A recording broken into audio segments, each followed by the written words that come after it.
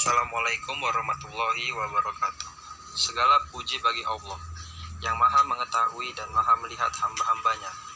Alhamdulillah, karena berkat rahmat dan karunia-Nya kami dapat menyelesaikan tugas makalah Ulumul Quran ini. Adapun maksud dan tujuan kami di sini yaitu menyajikan beberapa hal yang menjadi materi dari makalah kami. Makalah ini membahas mengenai qasas Al-Quran. Makalah ini menggunakan bahasa yang mudah dimengerti untuk para pembacanya.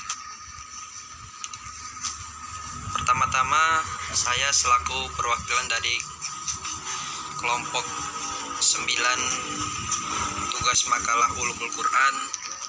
Di sini saya akan memperkenalkan anggota-anggota kelompok tersebut.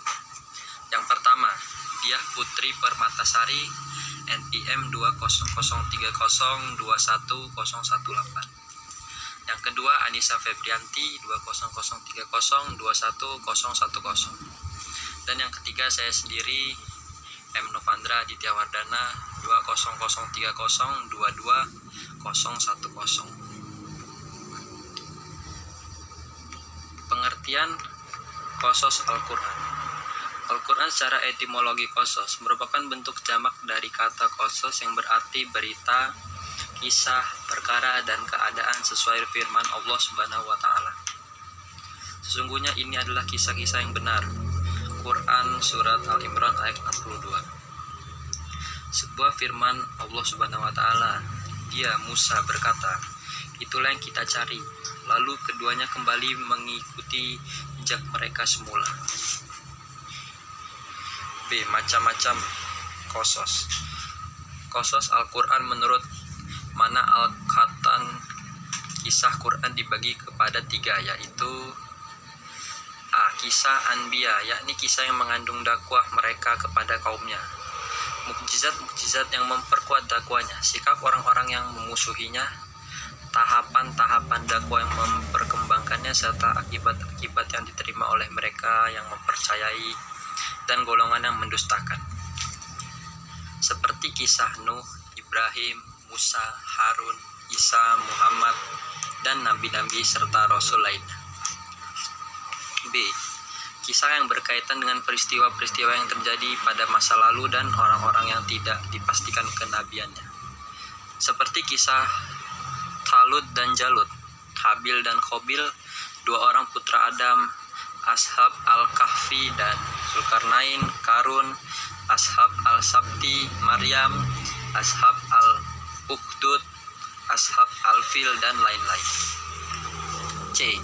Kisah yang berhubungan dengan peristiwa-peristiwa yang terjadi pada masa Rasulullah, seperti Perang Badar dan Uhud pada surat Al-Imran, Perang Hunain dan Tabuk pada surah Taubah, Perang Ahzab dalam surah Al-Ahzab, hijrah Nabi, Isra Mi'raj, dan lain-lain. C. Faedah qasas. Al-Quran Allah menetapkan bahwa dalam kisah orang-orang terdahulu terdapat hikmah dan pelajaran yang bagi orang-orang yang berakal serta yang mampu merenungi kisah-kisah itu, menemukan hikmah dan nasihat yang ada di dalamnya, serta menggali pelajaran petunjuk hidup dari kisah-kisah tersebut. D. Hikmah pengulangan qasas dalam Al-Quran.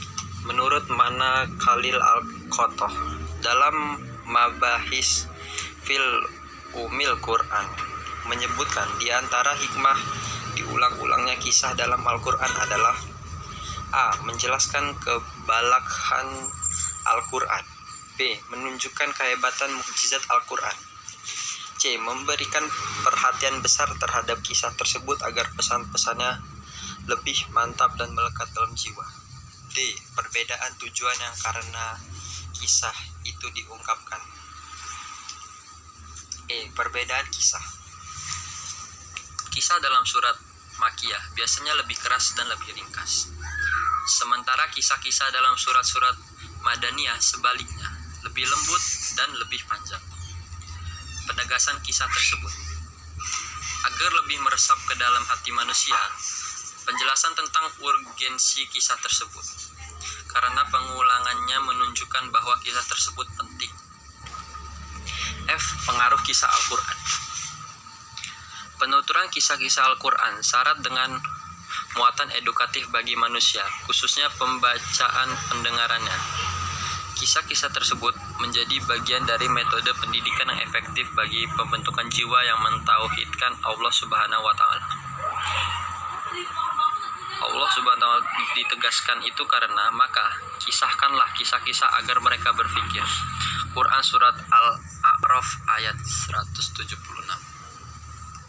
Jika kita telah lebih jauh, kebanyakan ayat-ayat Al-Quran yang terdapat muatan kisah-kisah turun saat Nabi Muhammad SAW di kota Mekah. Periode tersebut, prioritas dakwah Rasulullah lebih banyak diarahkan pada penanaman akidah dan tauhid. Hal ini memberikan isyarat bahwa kisah-kisah sangat berpengaruh bagi upaya untuk mendidik seseorang yang awalnya belum memiliki keyakinan tauhid menjadi hamba Allah yang bertauhid. Terima kasih, sekian dari saya selaku perwakilan kelompok 9. Wassalamualaikum warahmatullahi wabarakatuh.